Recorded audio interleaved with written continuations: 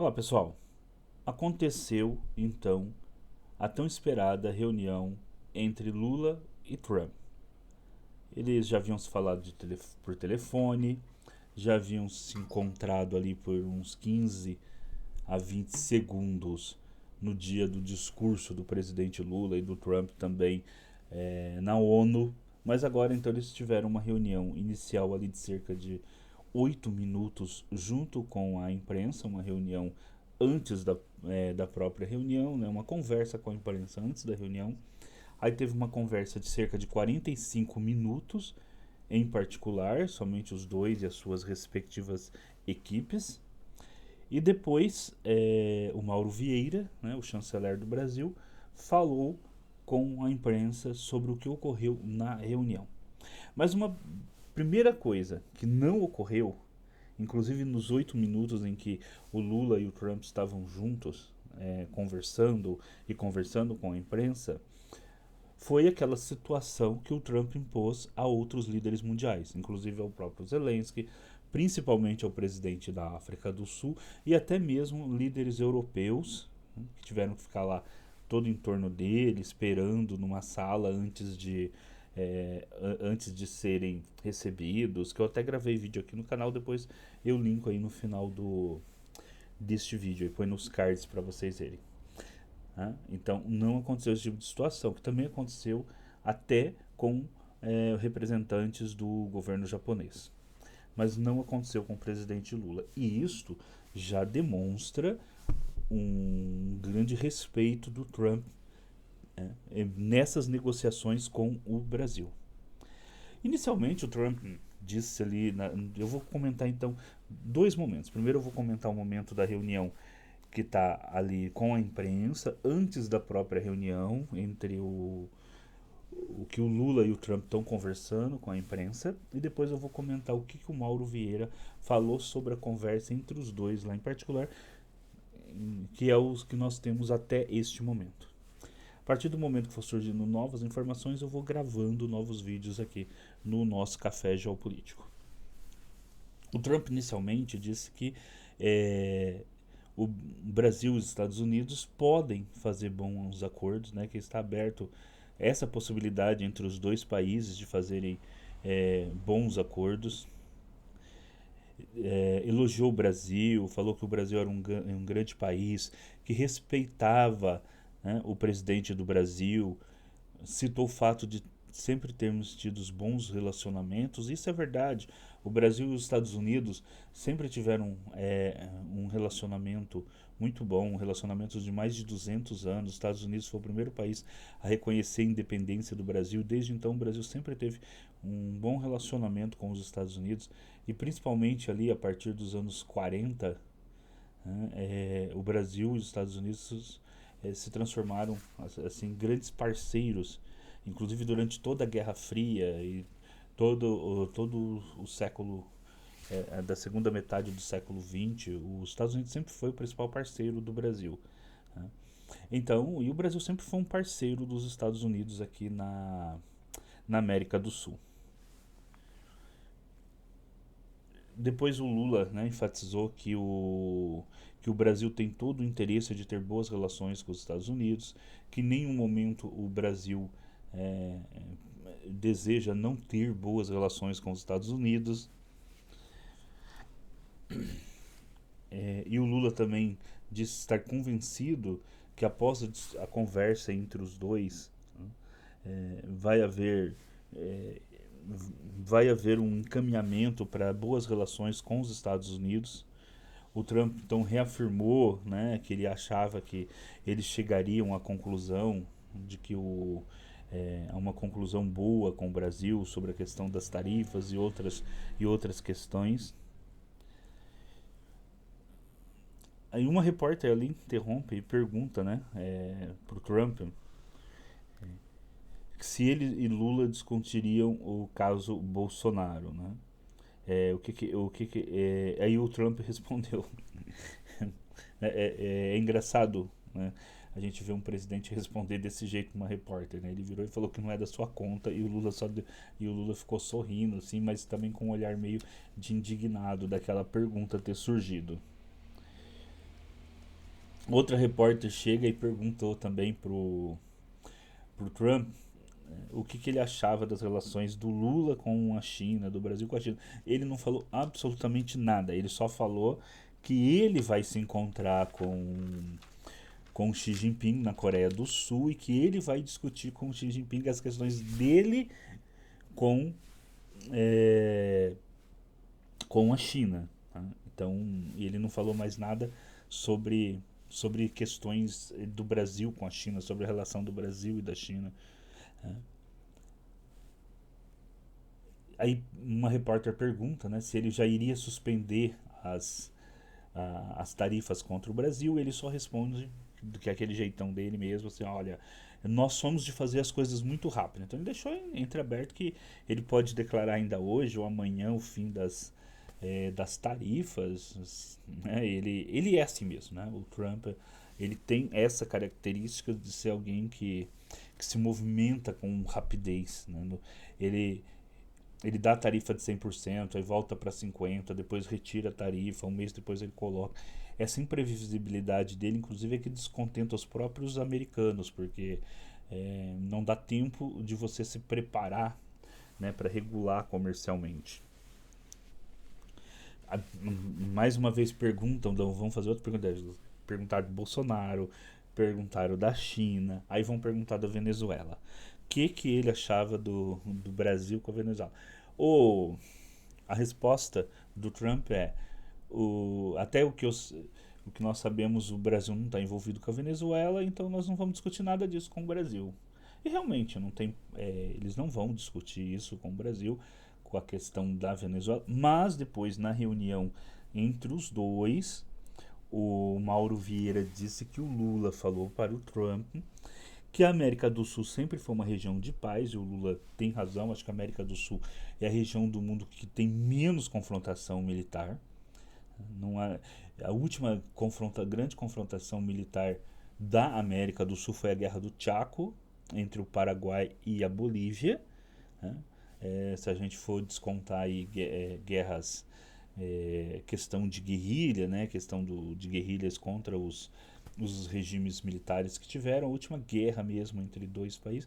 E teve nos anos 90 um breve confronto ali, 96, 98, mais ou menos, eu não me lembro mais agora a data exata, entre o Peru e o Equador, na fronteira dos dois, ali inclusive o Brasil foi um mediador deste confronto. Mas anteriormente você teve a Guerra do Chaco, lá nos anos 30, entre Paraguai e Bolívia. E antes disso, as grandes guerras na América do Sul foram as guerras do Paraguai, né?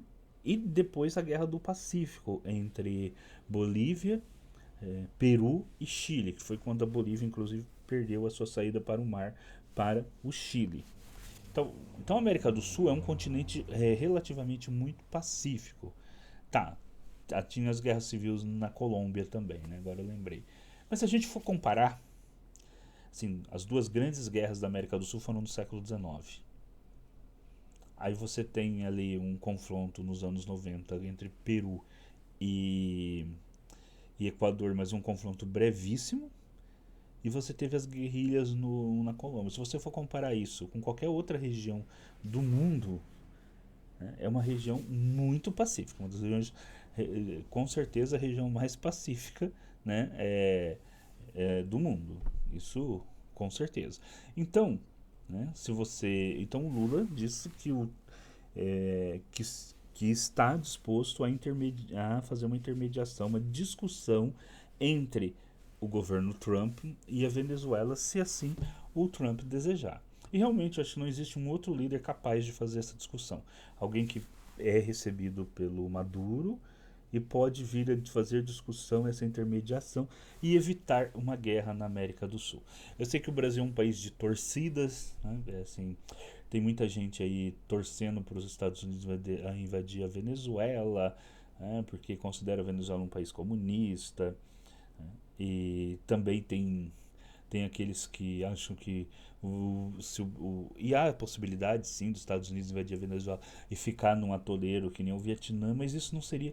Mas mesmo que depois de 10 anos de guerra os Estados Unidos tenha que sair da Venezuela, ou Venezuela barra Colômbia, né, digamos assim, entre muitas aspas, derrotado, imagina o que terá acontecido com esses dois países, o tanto de pessoas que vão morrer, sofrimento causado a essas pessoas. Então, o melhor é que não houvesse um conflito militar, né? E o próprio Brasil vai ser muito afetado, porque o número de refugiados que virá para o Brasil, nós já temos muitos refugiados venezuelanos no Brasil, né? Venezuelanos que migraram para o Brasil. Na escola onde eu trabalho, por exemplo, tem crianças que vieram da Venezuela. Na escola que a minha esposa trabalha também tem. Então, assim, aqui no meu município, você às vezes vai numa lanchonete, algo assim, atendido por é, venezuelanos. Então, a Venezuela então, assim, tem vindo muitos venezuelanos para o Brasil e com uma guerra isso vai se intensificar, porque uma parte das pessoas vão fugir e vão fugir em um dos lugares onde se pode fugir é justamente o Brasil, né? Então o Lula se ofereceu ali para a possibilidade de intermediar e evitar um conflito, né? Bom, depois, por fim, ali na reunião entre os dois, né, mas essa que o Lula se ofereceu para intermediar o conflito, como eu já disse, foi na reunião em particular. Mas ali, para terminar a reunião pública entre os dois, o Trump apenas disse que os dois países podem oferecer muito um ao outro. E depois o Lula pediu para começar já a reunião, que se eles ficassem ali discutindo durante muito tempo, eles estavam com uma agenda cheia. O Trump concordou e eles foram para a reunião. Aí o Mauro Vieira, então, volta depois, né? Foram 45 minutos de conversa para falar com a imprensa. O que ele fala para a imprensa brasileira? Que a conversa foi muito descontraída, então que não houve aqueles atritos, como eu já coloquei, né, que o do Trump com o presidente da África do Sul, por exemplo, ou com o próprio Zelensky. O Trump disse admirar o perfil da carreira política do Lula. E eu tenho certeza que ele está sendo sincero nisso.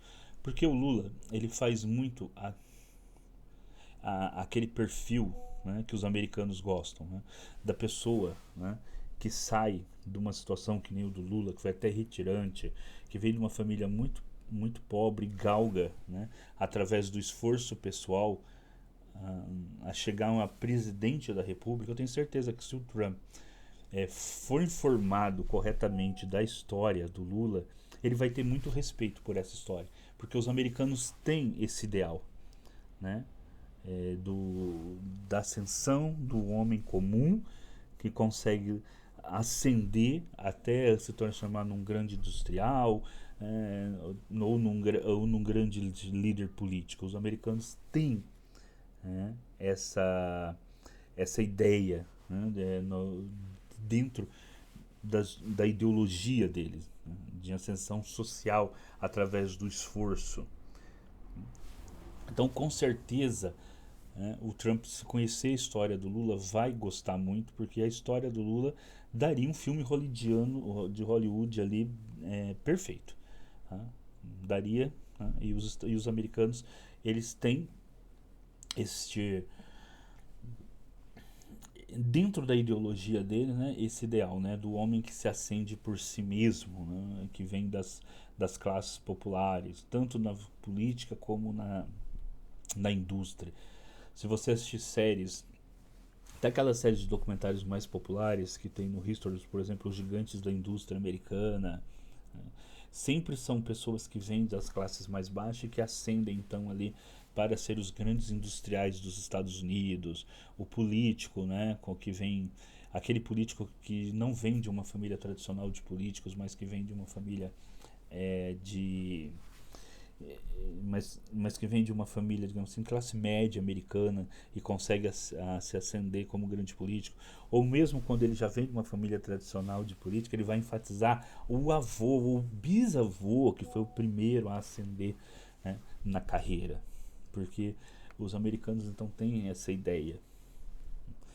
Então, com certeza, se o presidente, se o Trump conhecer a história do Lula, ele teria sim, né, essa admiração, e também pelo fato do Lula ter sido presidente, ser um operário, que foi presidente duas vezes, né, ter sido preso e ter conseguido voltar ainda ser presidente de novo e com as chances de ser reeleito. Certamente isso para o Trump vai ser uma tremenda de uma lição. E ser um homem de vigor físico numa idade que o Trump eu acho que tem quase a mesma idade, ser um homem que demonstra tanto vigor físico contra o Lula. Então, eu penso que o Trump sim, né, ele deve ter, a hora que ele esteve à frente com a figura do Lula, né, ele deve ter realmente mudado o pensamento dele sobre o Lula que deve ter sido levado para ele e para outros. E também tem aquela questão que o Trump é um grande negociador, ele aprendeu a negociar como empresário, mas o Lula também é um grande negociador, que aprendeu a negociar enquanto operário. E só quem já participou de greves, de negociações de greves, sabe o quanto é necessário você ser um excelente negociador nessas situações. Então, o Lula é um excelente negociador, o Trump é um excelente negociador, e dois excelentes negociadores conseguem se reconhecer até com questões como a barreira linguística, né, que ambos têm. Né? O Trump não fala português e o Lula não fala inglês, então precisa do tradutor. E tá ótimo, né? Porque assim, o Trump representa o país dele, os Estados Unidos tem que falar na língua deles, e o Lula representa o Brasil, que fala português, tem que falar na língua dele, e dos tradutores que façam a tradução. Mas aquele reconhecimento, e o Lula tem uma postura que não é aquela postura de submissão. E o Trump, né, é alguém que reconhece isso. Não à toa que quando o Trump dialoga com o Putin ou com o presidente da Coreia do Norte, você vê que até a postura dele é diferente de quando ele fala, por exemplo, mesmo com alguns líderes europeus. Por quê? Porque o Trump é um homem que reconhece, né, um outro homem que tem uma postura, né, de altivez quando está negociando. E sem dúvida ele encontrou isso no Lula. Tá? É coisa. É, por mais que ele possa defender ou ter um carinho por figura subalterna, né, de gente que pega a bandeira dos Estados Unidos e presta continência para a bandeira dos Estados Unidos, que é o tipo de pessoas que para os Estados Unidos é ótimo, porque nunca vai defender o interesse do seu país, vai defender o interesse dos Estados Unidos, mas quando ele se depara com alguém como o presidente Lula, disposto a defender os interesses do seu país e que tem essa atitude de altivez e que não vai bater continência para a bandeira dos Estados Unidos, mas vai negociar numa situação de respeito com o outro país, ele também é respeitado, porque o Trump respeita homens, né, que se colocam, né, com firmeza também na defesa dos interesses das suas nações. Então, eles combinaram também visitas recíprocas. Né? O Trump diz que gosta do Brasil e que pretende, inclusive, vir para o Brasil e que ele acha que logo, logo vão concluir esses acordos. O Lula enfatizou duas coisas. Primeiro, algo que é muito uma realidade. Os Estados Unidos têm superávit em relação ao Brasil, então não tem nenhum motivo para as tarifas. Né? O Brasil exporta para os Estados Unidos cerca de 11% das nossas exportações, mas importa 15%. Então o Brasil importa mais dos Estados Unidos do que exporta. Então, os Estados Unidos, na nossa balança comercial, os Estados Unidos estão em vantagem em relação ao Brasil. Então, não existe significado das tarifas. E sobre a questão do Bolsonaro, o Lula não comentou especificamente nada de Bolsonaro, mas falou que sobre a questão da lei Magnitsky lá, que ela deveria ser revista, a sua aplicação, porque os juízes brasileiros seguiram a lei e também, né, que foi dado amplo direito de defesas e que existe um acúmulo de provas contra o presidente Bolsonaro, o ex-presidente Bolsonaro, que tentou, né, que planejou e tentou um golpe de Estado. Então, isso foi discutido. E aí o Lula voltou a falar, né, que o Brasil é um país importante da América do Sul, inclusive para a estabilidade da América do Sul, e que o Brasil pode colaborar para essa estabilidade, e que as relações entre os países sempre foram boas. Então, ficou para ser decidida a questão das tarifas, inclusive a possibilidade que essas tarifas venham a cair aí nos próximos dias, porque há a possibilidade, segundo o Mauro Vieira, de que as tarifas já sejam, inicialmente, elas sejam retiradas enquanto está em negociação. Né? Só para lembrar, tá? A questão do Bolsonaro em si não foi discutida, só foi discutida a questão da lei magnística. Tá? Agora, os repórteres perguntaram se outras coisas foram discutidas. Diz que não houve nenhuma discussão sobre as Big Techs, também não houve discussão sobre a China. E por fim, e a questão de terras raras e minérios será discutido mais especificamente por ambos os representantes. Ou seja, a reunião acabou, tá? Com uma demonstração dos dois líderes de que um entendimento é possível e desejado entre os dois líderes, e que as minúcias desses entendimentos vão ser discutidos pelas suas equipes, o que é normal na diplomacia. Né? Agora, por que você teve esses encontros aí entre o Lula falou com o Lula falou com o Trump ali 18 segundos na ONU, eles se telefonaram e de repente eles se encontram, e pelo menos ali naquele momento, aqueles 8 momentos ali com a imprensa, pareceu tudo correr muito bem. Depois teve a reunião entre os dois lá por 45 minutos, ela não foi gravada como outras reuniões que o Trump fez. Depois o Mauro Vieira então vem e dá declarações no sentido de que tudo correu diz que tudo correu bem, mas que haverá, como é de praxe, reuniões entre as equipes e que pode vir uma solução. Aí se perguntando, por quê, né? Então, veja bem, o filho do ex-presidente, né, do Bolsonaro, está lá nos Estados Unidos, junto com o neto do Figueiredo, né, do último ditador do regime militar, tentando de todo jeito fazer com que os Estados Unidos se coloque contra o Brasil. E um outro filho do ex-presidente Jair Bolsonaro chegou a pedir, inclusive, que os Estados Unidos bombardeassem barcos ali, né, no Brasil. Mas, apesar de tudo isso daí, e das tarifas que os Estados Unidos colocaram sobre o Brasil, a verdade é que as consequências econômicas desse tarifaço talvez não tenha sido aquilo que foi vendido para o Trump. Talvez tenham vendido para o Trump a ideia de que as tarifas contra o Brasil iriam arrasar a economia brasileira, e que em poucos dias o governo brasileiro estaria desesperado e fazendo tudo o que o Trump quisesse para que as tarifas fossem retiradas. Isso não aconteceu. O Brasil não foi um país. O Brasil não entrou em caos econômico por causa disso, até porque hoje uma parte considerável das exportações brasileiras não são mais para os Estados Unidos. Se essas tarifas tivessem vindo ali no final dos anos 90 ou começo dos anos 2000, sim, elas teriam um efeito arrasador sobre o Brasil. Mas hoje, por exemplo, boa parte dos nossos produtos de exportação do nosso agronegócio vai para a China.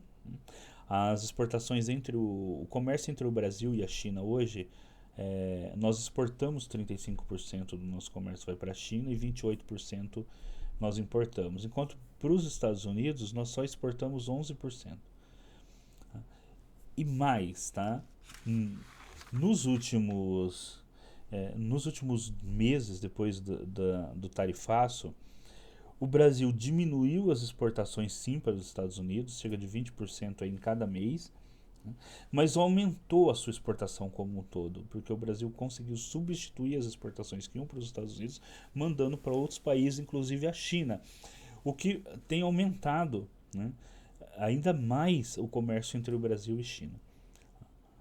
E certamente o Marcos Rubio todo o pessoal ali, né, dos Estados Unidos devem ter, né, com certeza, tem informações sobre isso, que o tarifaço no Brasil, ao invés de ter o efeito, né, está tendo um efeito contrário, está tendo um efeito justamente de aproximar mais o Brasil da China. Assim, colocando nas suas devidas proporções, a guerra da Ucrânia fez com que a Rússia se aproximasse cada vez mais da China. Quer dizer, o que é um problema para os Estados Unidos, que está querendo justamente a situação inversa, isolar a China. E também certamente ficou patente nessas discussões tudo, inclusive no encontro entre o Marcos Rubio e o Mauro Vieira, de que o Brasil, apesar de ter grande parte do seu comércio com a China, faz negócios com a China, geopoliticamente, o Brasil está muito mais alinhado com os Estados Unidos e com o Ocidente. Tanto é que as Forças Armadas brasileiras compram armas preferencialmente de países ocidentais. Nossos grandes acordos militares são com a França, nós compramos com a Inglaterra, né? Inclusive as fragatas brasileiras estão sendo construídas em parceria com a Inglaterra. Né? Nós compramos nossos maiores navios da Marinha, estão sendo comprados da Inglaterra, e boa parte do nosso armamento vem dos Estados Unidos. Então nós geopoliticamente somos muito mais aliados ao Ocidente, mas fazendo comércio com a China. O que os americanos entendem, porque durante a Guerra Fria eles mesmos faziam comércio com a China, que era comunista, e ao mesmo tempo em que disputavam ideologicamente o mundo inteiro aí na Guerra Fria, com o comunismo. Então eles entendem muito essa questão de que você tem comércio, o comércio é uma coisa, né, e geopolítica ali é outra coisa, a posição geopolítica é outra coisa. O Brasil, por outro lado, né, o Brasil é um país que ele não tem como hoje prescindir nem dos Estados Unidos e nem da China. O Brasil tem uma cadeia econômica integrada com os Estados Unidos, inclusive está havendo uma pressão muito grande dos empresários norte-americanos, até dos representantes da cúpula de comércio norte-americano, porque os Estados Unidos têm mais de 3 mil empresas cuja a fabricação dos seus produtos tem uma cadeia de integração com o Brasil. Ou seja, para fabricar os seus produtos, uma parte deles é fabricado aqui no Brasil. Ou precisa de materiais e matérias-primas que são compradas unicamente aqui do Brasil, mas principalmente que uma parte deles é fabricada aqui no Brasil. Então, por quê? Acho que ninguém nunca imaginou que poderia ter algum tipo de atrito igual esse entre Brasil e Estados Unidos. Então, esses empresários estão fazendo pressão sobre o Trump. E o Trump é um homem de negócios. Ele já deve ter percebido que ele não está ganhando nada, absolutamente nada, com essas tarifas. Né? Inclusive, se ele mantém, se os embaixadores aqui, se os representantes americanos aqui no Brasil fazem uma avaliação correta do que tudo que está acontecendo, ele já deve estar sabendo que o presidente Lula, inclusive, se fortaleceu com isso e fortaleceu um anti-americanismo aqui no Brasil que não tem, que o povo brasileiro não tinha esse anti-americanismo, e que até cresceu um anti-americanismo aqui no Brasil, que não é uma característica do povo brasileiro ter, ou seja, que ele só está perdendo, e que é melhor que chegue num acordo, porque o que ele vai fazer daqui para frente? Né? Depois que você passa as tarifas de 50%, você passar para 100, 200, 300, não representa lá mais um grande problema. E ele deve estar percebendo que o Lula, que o governo brasileiro está conseguindo novos parceiros comerciais e, como eu disse, principalmente uma maior ainda aproximação com a China, que eles não querem, e colocar os ministros na lei Magnitsky também não sofreu esse o efeito que ele esperava. E se o Trump realmente pretende ali aumentar, intensificar o seu confronto com a Venezuela, ter o Brasil como um outro país da região em que as relações estão corroídas, não é interessante para o Trump. Então, ou seja, a possibilidade de que nós veremos um encaminhamento nas próximas semanas para essa crise Brasil e Estados Unidos é grande. É grande simplesmente Por quê? Por questões ideológicas? Não. Por questões puramente econômicas e geopolíticas. Tá?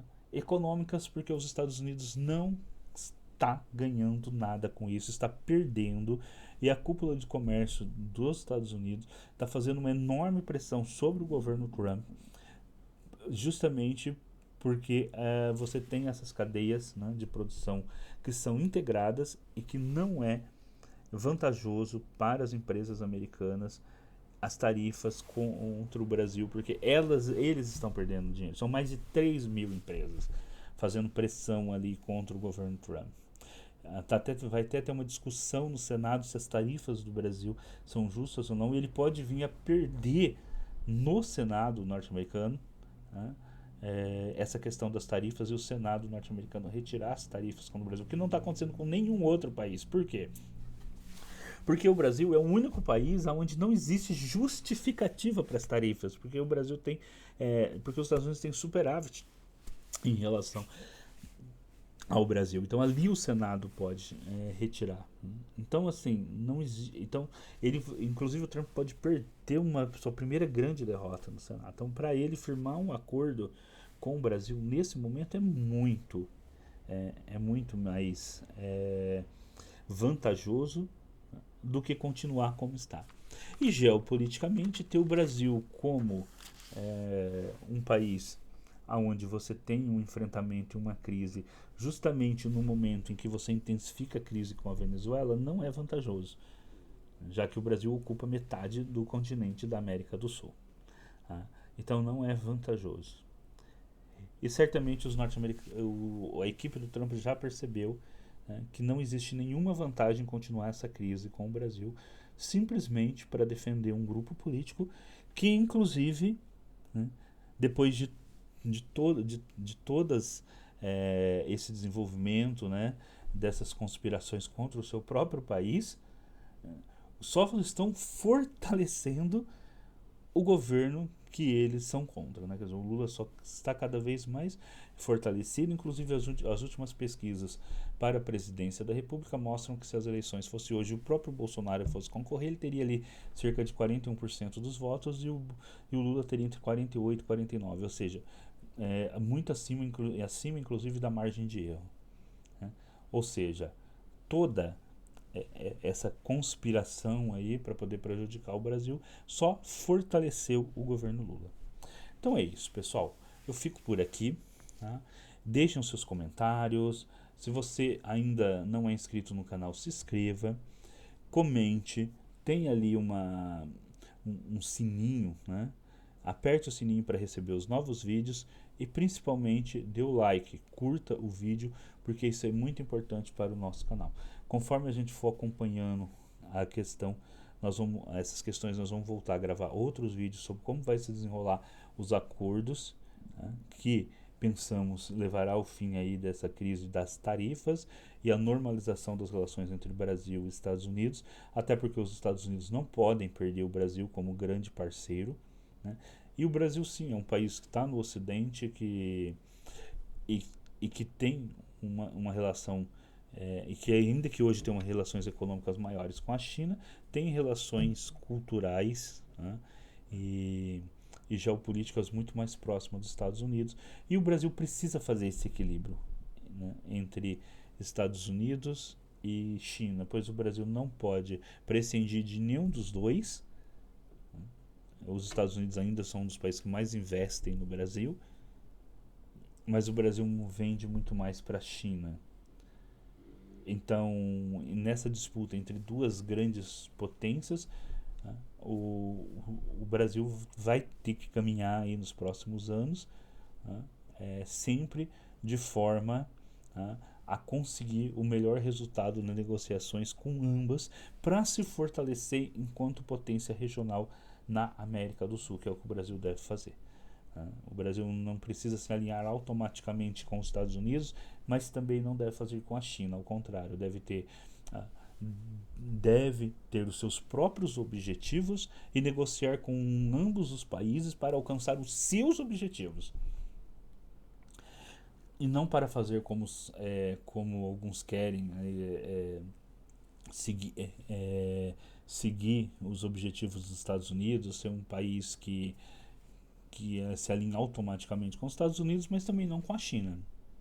O Brasil é um país grande, com uma das maiores economias do mundo, que tem um grande território, tem água, tem minerais, tudo para que tenha os seus próprios objetivos e que consiga, nas relações entre essas duas grandes potências globais, negociar de forma que possa negociar com ambas para atender os seus interesses e não estar a reboque dos interesses de qualquer outra nação, seja os Estados Unidos ou seja a China.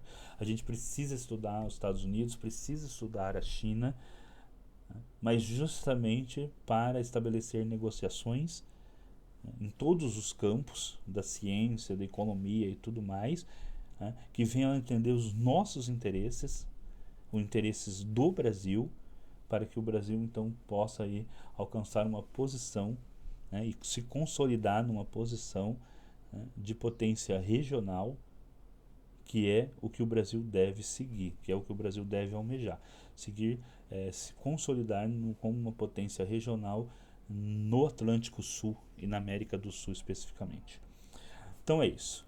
Até o próximo vídeo aqui no canal. Deixa o like, faça o comentário. Nós vamos voltar com mais vídeos. Tanto estamos falando no geral da cúpula da ASEAN, que é onde o Lula e o Trump estão nesse momento participando da cúpula da ASEAN, e é onde eles se reuniram, como também das questões, das discussões das tarifas. Então,